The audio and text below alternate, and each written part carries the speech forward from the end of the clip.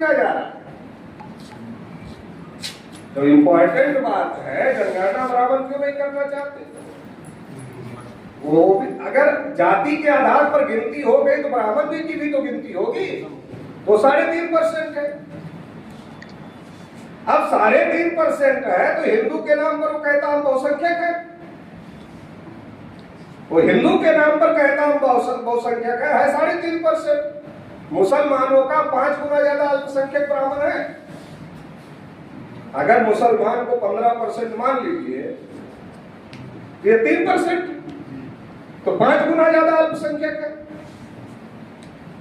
और इसलिए गिनती नहीं हो रही है। और ये साजिश आजादी के बाद से लगातार चली आ रही। अंग्रेज करते थे,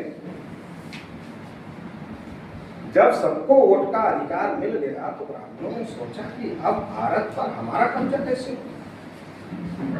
हमारी संख्या तो 3.5% है, और 3.5% लोग अपने वोट से तो गांव में सरपंच नहीं बना सकते। जब वो अपने वोट से गांव में सरपंच नहीं बना सकते हैं, प्रधानमंत्री कैसे बना? तो ब्राह्मणों ने सोचा हिंदू बन जाए। पहले ब्राह्मण हिंदू नहीं मानते थे अपने को। हमारे बहुत लोगों को, भोले भाले लोगों को पता नहीं है, ब्राह्मण हिंदू नहीं मानते थे अपने को। इतिहास की किताब निकालो और पढ़ो कि जब जजिया कर मुगलों ने लगाया तो ब्राह्मणों ने जजिया कर दिया कि नहीं दिया? मुगलों का महल घेर लिया और कहा हम हिंदू नहीं है। ब्राह्मणों ने रामायण लिखा, महाभारत लिखा, गीता लिखा, वेद लिखा, पुराण लिखा, श्रुति लिखा, स्मृति लिखा, कहीं हिंदू नहीं लिखा। आज सबसे बड़े हिंदू ब्राह्मण, इतने बड़े हिंदू थे, इतना ग्रंथ लिखा, कहीं पर हिंदू नहीं लिखा। आज कैसे एकाएक ठेकेदार हो गए? और जब मुगलों ने जजिया कर लगाया तो ब्राह्मणों ने मुगलों का महल घेर लिया, कहा हम हिंदू नहीं है, हम नहीं देंगे। दयानंद सरस्वती ने कहा हमारे यहाँ हिंदू नहीं है, ये मुगलों के द्वारा दिया गया है। ब्राह्मण क्यों मना कर रहे थे? ब्राह्मणों को समझ में आ रहा है। क्या समझ में आ रहा है? आप इतिहास का किताब पढ़ो। इतिहास की किताब में क्या लिखा है? सिंधु से हिंदू बना और हिंदू से हिंदू बना। सिंधु से हिंदू का मतलब क्या है? जो सिंधु के पास रहने वाले लोग थे तो मुगल सा का उच्चारण सा नहीं कर पाते थे, तो हा किया, सा से हा बना, इसलिए सिंधु से हिंदू बना और हिंदू से हिंदू बना। इसका मतलब क्या? इसका मतलब है हिंदू कोई धर्म नहीं है, ये कोई धार्मिक शब्द नहीं है, ये भौगोलिक शब्द है। कैसे? जैसे जौनपुर वाला लिखता है जौनपुरिया, प्रतापगढ़ वाला लिखता है प्रतापगढ़ी, इलाहाबाद वाला लिखता है इलाहाबादी। अब इलाहाबाद वाले को अगर आप प्रतापगढ़ी कहोगे तो क्या कहेगा? कहेगा हम प्रतापगढ़ी नहीं, हम इलाहाबादी हैं। ऐसे जो ब्राह्मणों को मुगलों ने कहा हिंदू हो, जजिया टैक्स दो, ब्राह्मणों ने कहा हम यहाँ के नहीं है, सिंधु के हम नहीं है, हम इसलिए हिंदू नहीं, तुम जो हिंदू हमको कह रहे हो हम नहीं देंगे टैक्स। क्योंकि वो जानते थे हम यहाँ के नहीं, हम बाहर से आए, इसलिए उन्होंने कहा हम नहीं है और नहीं देंगे, और नहीं दिया उन्होंने। लेकिन जब एडेल्ट फ्रेंचाइज का मामला चला और इनको लगा कि अब सबको वोट का अधिकार मिल जाएगा, तो पहले तो ये विरोध कर रहे थे, कह रहे थे केवल पढ़े लिखे आदमी को वोट देना चाहिए, केवल टैक्स देने वालों को वोट का अधिकार मिलना चाहिए। लेकिन बाबा साहब अम्बेडकर ने कहा गोलमेज सम्मेलन में कि सबको वोट का अधिकार मिलना चाहिए, अनपढ़ आदमी को भी मिलना चाहिए, जो बालिग हो जाए ऐसे हर व्यक्ति को वोट का अधिकार मिलना चाहिए। तो इन लोगों ने कहा वोट कैसे डालेगा अनपढ़ आदमी? तो बाबा साहब ने कहा साधारण तरीका है कि चुनाव निशान बना दो। चुनाव निशान बना, जैसे कोई आदमी खड़ा हुआ इलेक्शन में, मान लो रामलाल जी खड़े हुए, अब रामलाल जी खड़े हुए इलेक्शन में और बैलेट पेपर में रामलाल लिखकर आ गया तो अनपढ़ आदमी पढ़ नहीं पाएगा, वोट डाल नहीं पाएगा। तो बाबा साहब ने कहा चुनाव चिन्ह बना दो। अब अगर रामलाल जी खड़े हुए और उनको चुनाव चिन्ह मिल गया गैस सिलेंडर, आजकल बड़ी किल्लत है अगर उनको चुनाव चिन्ह मिल गया गैस सिलेंडर, तो प्रचार क्या हो जाता है, रामलाल जी गैस सिलेंडर पर खड़े, ये प्रचार हो जाता है। और जब ये प्रचार हो जाता है तो अनपढ़ आदमी जब वोट डालने जाता है तो अनपढ़ आदमी क्या देखता है, उसमें मशीन में देखता सिलेंडर कहाँ है, उसको रामलाल नहीं पढ़ना आता है, लेकिन सिलेंडर वो आंख से पहचान लेता है और वो सिलेंडर पहचान कर मोहर लगाता, बटन दबाना है तो बटन दबाता है और वो वोट रामलाल जी को पहुंच जाता है। तो ये व्यवस्था बाबा साहब अम्बेडकर ने दी। तो इन लोगों को लगा जब सबको वोट का अधिकार मिल रहा है तो फिर हमारे लिए खतरा है। अगर हम सही बात बताकर वोट मांगे, सही बात क्या, अरे भाई हमने ओबीसी के लोगों को शूद्र बनाया, शेड्यूल कास्ट के लोगों को अछूत बनाया, आदिवासियों को जंगलों में रहने के लिए मजबूर किया, इसलिए हमें वोट दे दो। कोई देने वाला नहीं। ये सही बात जानकर कोई वोट देने वाला, सही बात जानकर कोई वोट देने वाला नहीं।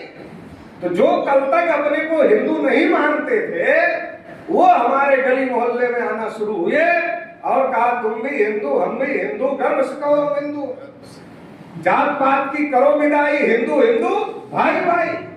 और जब यूजीसी जैसे कानून आते हैं तब हिंदू गायब, हम ब्राह्मण हैं और तुमको कोई अधिकार नहीं मिलना चाहिए, तब हिंदू हिंदू भाई भाई का मामला खत्म। जब तक वोट लेना, मैं क्या कहता हूं, 3 समय हम लोग हिंदू होते हैं, चंदा देने के लिए, वोट देने के लिए और मुसलमान से लड़ने के लिए, 3 टाइम फिक्स है तब हिंदू।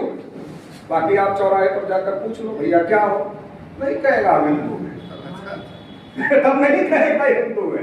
ये 3 समय जब हमारा उपयोग करना होता है तब हम हिंदू होते हैं। तो हमारे गली मोहल्ले में आए कि तुम भी हिंदू, हम भी हिंदू, गर्व से कहो हम हिंदू। अब इतने से कोई सवाल पूछ लेता है आगे का, एक मुसलमान 14 बच्चे, देश पर मुसलमानों का कब्जा हो जाएगा, सारे इकट्ठा हो।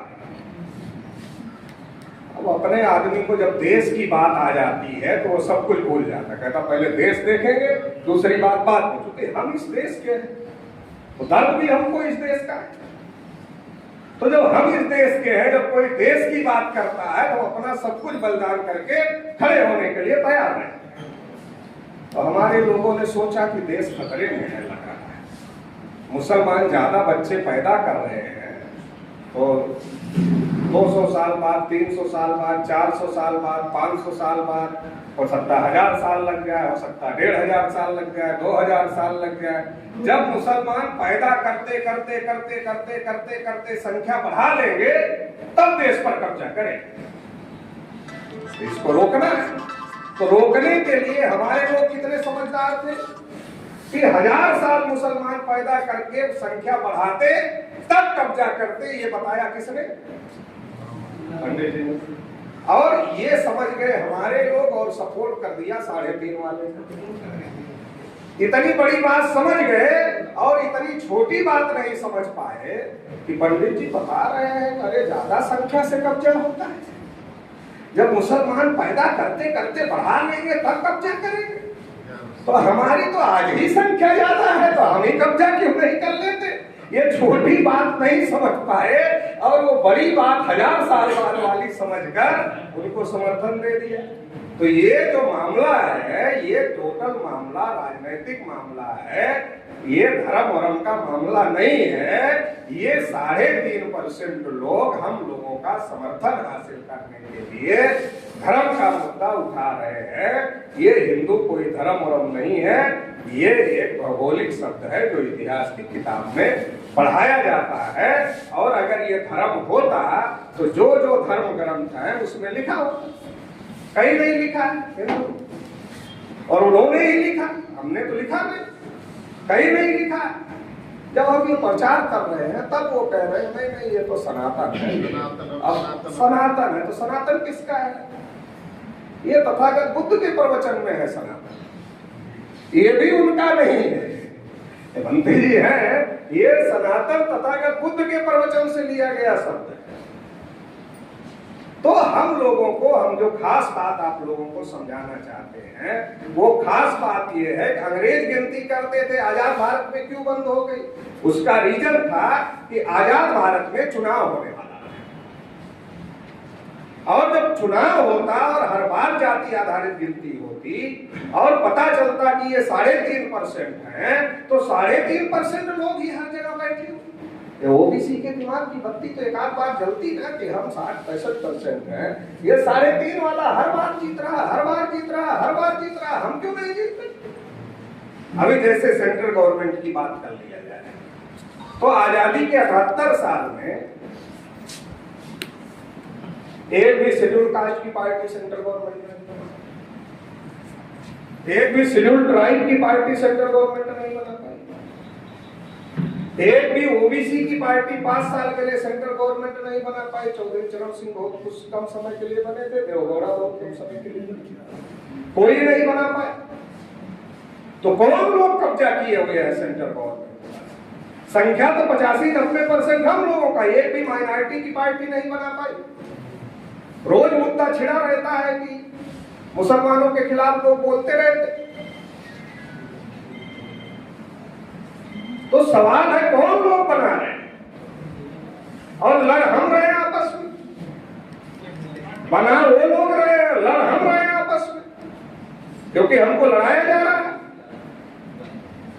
और इसलिए जनगणना रोकी गई ताकि ये बात पता ही नहीं चलना चाहिए। तो ओबीसी का अकाउंट ही नहीं खुलने दिया गया और 3.5% के साथ हिंदू के नाम पर जमा कर दिया गया। और इसके आधार पर ब्राह्मण क्या कहते हैं, हम बहुसंख्यक, और बहुसंख्यक बन के हिंदू के नाम पर ओबीसी का सपोर्ट लेते। और जब उनकी पार्टियों की सरकार बनती है तो ओबीसी के खिलाफ साजिश करते हैं, षड्यंत्र करते हैं और ओबीसी के हक अधिकारों को रोकने का काम करते हैं। नेहरू जी को भी इस बात का अनुभव था। सबसे पहले उन्होंने ही रोका ना, आजाद भारत में सबसे पहले उन्होंने रोका। तो पर उन्होंने क्यों रोका, क्योंकि जब कांग्रेस के अंदर ये चुनाव हुआ कि इस बार देश का पहला प्रधानमंत्री कौन बने, क्योंकि अंग्रेज जाना चाहते थे। अंग्रेजों ने कहा हम जाएंगे, आप लोग संभालना शुरू करो, अंतरिम सरकार बनाओ आप लोग। तो कांग्रेस में तय किया गया कि जो इस बार कांग्रेस का अध्यक्ष बनेगा वो देश का पहला प्रधानमंत्री। चुनाव हुआ, सरदार पटेल को समर्थन मिला। गांधी जी ने नेहरू जी को पूछा आपका क्या कहना है। नेहरू जी चुप रहे, बोले नहीं। गांधी जी समझ गए, क्योंकि मौन का हथियार गांधी जी का ही हथियार। गांधी जी को जब नहीं बोलना होता था तो एक स्लेट रखते थे, उस पर लिखते थे आज मैं मौन व्रत हूं। और कोई आता था तो उसको दिखा देते थे स्लेट, वो जान जाता था आज गांधी जी बोलेंगे नहीं, आज चुप रहे। तो नेहरू जी उन्हीं के हथियार का प्रयोग कर रहे थे, तो नेहरू जी बोले नहीं, गांधी जी समझ गए। और गांधी जी ने जेबी कृपलानी जो संचालन कर रहे थे उनको कहा कि पटेल जी को कह तो नाम वापस ले। जेबी कृपलानी ने कागज पर लिखा, पटेल जी को दिया कि पटेल जी नाम वापस ले लो। पटेल जी ने कागज पढ़ा, गांधी जी की तरफ बढ़ा दिया, गांधी जी ने पढ़ा, जेबी कृपलानी की तरफ बढ़ा दिया, जेबी कृपलानी ने फिर पटेल जी की तरफ बढ़ा दिया। और पटेल जी समझ गए कि गांधी जी की इच्छा है कि मैं अपना नाम वापस ले लूं, वापस ले लिया और नेहरू जी देश के प्रधानमंत्री बन गए। तो नेहरू जी को तो अनुभव था, जिस कांग्रेस पार्टी को चटर्जी, मुखर्जी, बनर्जी, गोखले, तिलक, आगरकर ने बनाया, उस कांग्रेस पार्टी में पटेल को समर्थन है। बनाया चटर्जी, मुखर्जी, बनर्जी, गोखले, तिलक, आगरकर ने, उस कांग्रेस पार्टी में समर्थन है सरदार पटेल को। और कल आम चुनाव हो गए। ये तो कांग्रेस के अंदर का चुनाव था, तो गांधी जी खड़े हो गए और हम प्रधानमंत्री बन गए। लेकिन कल से तो आम चुनाव होगा और जाति के आधार पर गिनती होगी, तो हर बार एक न एक दिन तो ओबीसी के दिमाग की बत्ती जलेगी। और इसके लिए डॉक्टर बाबा साहब अम्बेडकर कोशिश कर रहे हैं। लखनऊ में जब मीटिंग चल रही थी शेड्यूल कास्ट फेडरेशन की, तो ओबीसी के लोग आए बाबा साहब अम्बेडकर को मिलने के लिए। ओबीसी के नेता था, और उन लोगों ने कहा कि बाबा साहब आप हमारे भी नेता बन जाओ, हमारा भी नेतृत्व आप ही करो, क्योंकि हमारे में कोई ऐसा नेता नहीं है जो हमारी लड़ाई लड़ पा रहा है, तो आप ही हमारी लड़ाई लड़ो। तो बाबा साहब ने कहा जिस दिन शेड्यूल कास्ट और ओबीसी के लोग एक साथ आ गए, उस दिन गोविंद वल्लभ पंत जैसे ब्राह्मण आपके जूते का फीता खोलने में भी गर्व महसूस करें। तो ये कोशिश तो चल ही रही।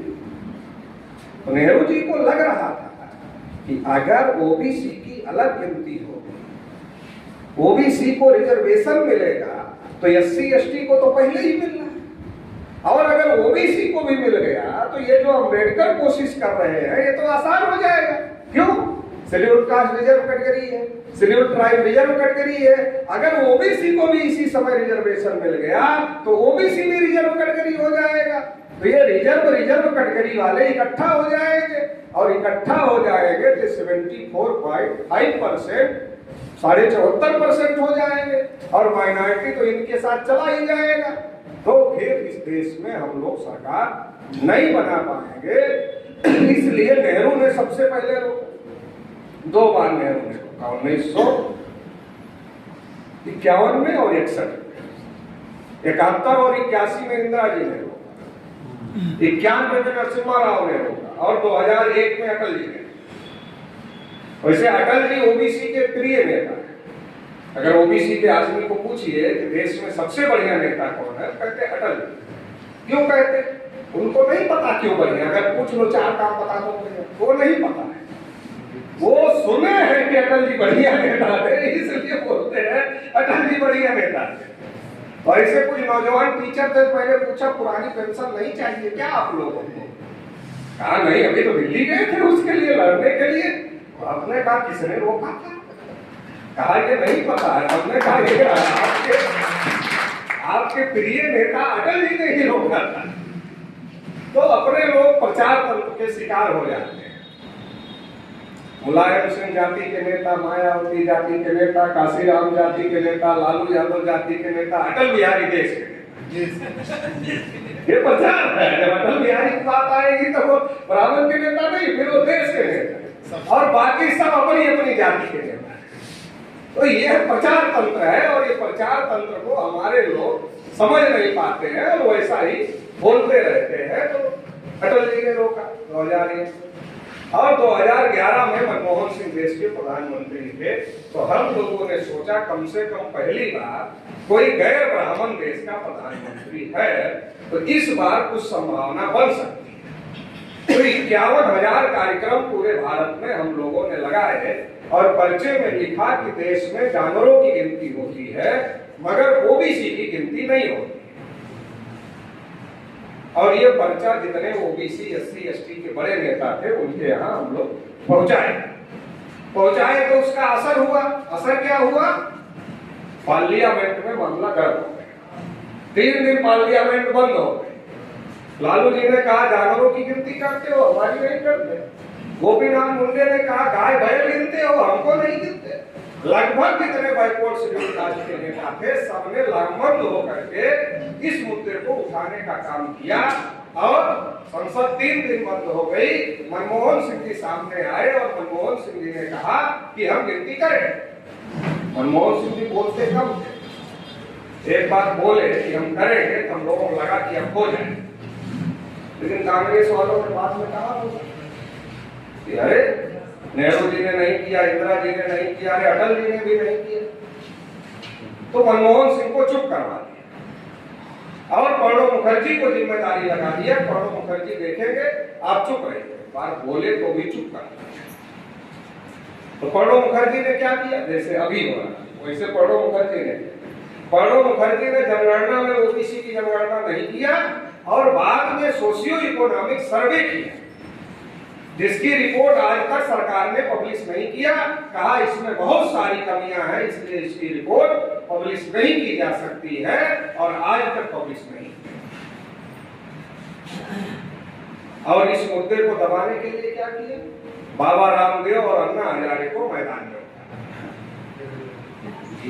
तो अपने लोग भी जगह जगह, मैं भी अन्ना, तुम भी अन्ना, जो नौजवान लोग थे और मोटरसाइकिल पे 2 आदमी बैठते थे और एक आदमी बड़ा सा तिरंगा लेता था पीछे, तो ऐसा जुलूस निकालते थे, मैं भी अन्ना तू भी अन्ना। तो मैंने उस समय उन लोगों को कहा था कि जिस दिन ये गिनती का मुद्दा दब जाएगा, अन्ना हजारे अखबार के पन्ने से गायब हो जाए। तो अपने लोगों को समझने में समय लगता है, अब समझ गए हैं, लेकिन अब समझने से क्या फायदा, तब समझ में आता है। समझने में समय लगता तो क्या कहते थे। बेचारा अन्ना हजारे ये राजा हरिश्चंद्र के बाद धरती पर पहला ईमानदार आदमी आया है, ऐसा लग रहा है इसका प्राण बचाना जरूरी है। प्रशांत भूषण जो दिल्ली में सुप्रीम कोर्ट में है, उन्होंने अभी कुछ दिन पहले कहा कि मुझे पता नहीं था अन्ना आंदोलन की बैकबोन आरएसएस थी। मतलब प्रशांत भूषण सुप्रीम कोर्ट के वरिष्ठ अधिवक्ता, उनको नहीं पता था कि ये अन्ना आंदोलन आरएसएस चला रहा है। वो कह रहे हम तो चूक गए, हमको पता ही नहीं। और बाबा रामदेव लड़की का कपड़ा पहनकर भागी कूद कर स्टेज से, याद है कि नहीं याद है? तो लालू जी ने कहा था ये सारा योग सिखाया, खुद योग नहीं सिखाया था, उदासन अपने लिए ही रिजर्व रखा था।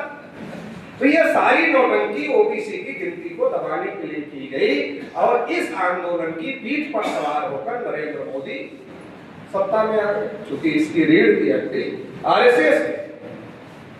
और आरएसएस ने सोचा जब ओबीसी का इतना बड़ा मुद्दा उठा है तो ओबीसी के नाम पर नरेंद्र मोदी को आगे कर। और नरेंद्र मोदी ने कहा मैं पिछड़ी जाति का, नीच जाति का हूँ, चाय बेचने वाला हूँ, लोग मेरा अपमान करते हैं। अपने लोगों ने समझा बेचारा चाय बेचने वाला गरीब आदमी है, लोग इसका अपमान करते हैं, अपने जैसा आदमी है, इसका साथ देना जरूरी है। फिर नरेंद्र मोदी ने क्या कहा, काला धन का मामला चल रहा, कहा काला धन लाएंगे और केवल लाएंगे नहीं 15-15 लाख बांटे। लोग खुश हो गए, लोगों ने कहा कि यार लोग लाने की ही बात नहीं कर रहे, तो ला करके बांटने की बात कर रहा है, कितना महान आदमी है। तो लोगों ने कहा इससे बढ़िया कोई आदमी नहीं। और टीवी देखकर सबसे ज्यादा महिलाएं और बच्चे, जो लोग दूसरी पार्टी का प्रचार करते थे उस समय 2014 में, जब वो प्रचार करके आते थे तो उनका बच्चा मिलता था 5 साल का, 3 साल का, 4 साल का, तो वो कहता था हर हर मोदी, घर घर मोदी। वो प्रचार करके आ रहा दूसरी पार्टी का, उसका बेटा कह रहा हर हर मोदी घर। इतना तेज प्रचार किया गया। मोदी जी ने कहा कि 15-15 लाख दे देंगे खाते में, हर 2 करोड़ नौकरी हर साल दें, किसानों की इनकम 2 गुना कर, और हवाई चप्पल वाले हवाई जहाज में घूमें। अच्छा, 99% आदमी जो हमारे समाज का है वो हवाई जहाज नजदीक से नहीं देखता। उसके घर के ऊपर से जब हवाई जहाज उड़ती है तो तब तक देखता है जब तक इतनी छोटी छोटी नहीं दिखने लगती है, तब तक देखता है। एयरपोर्ट में के किनारे जो सड़क है वहां खड़े रहते हैं लोग, भीड़ लगी रहती है, इसलिए कि हवाई जहाज उड़ेगी तो हम देखें। ऐसे देश में जब किसी प्रधानमंत्री के कैंडिडेट ने ये कह दिया कि हवाई चप्पल वाले हवाई जहाज में घूमेंगे, तो उड़ गया, पहले ही उड़ गया, वो तुरंत ही उड़ गया। तो उड़ गया तो वोट दे दिया। और ओबीसी वालों ने क्या सोचा, अरे गिनती जब प्रधानमंत्री ओबीसी बन रहा तो गिनती तो हो ही जाएगी, इतना बढ़िया आदमी अब नहीं मिलेगा, इसको जिता देंगे। अच्छा, जो जिता दिए अब मिलते हैं क्या, एक बार हमसे भी पाप हो गया। अब ऐसा कहते जिन्होंने जिताया वो ऐसा कहते एक बार हमसे भी पाप हो गया। तो अब क्या होगा, अब कहा कि रोजगार नहीं, पकौड़े करो, काला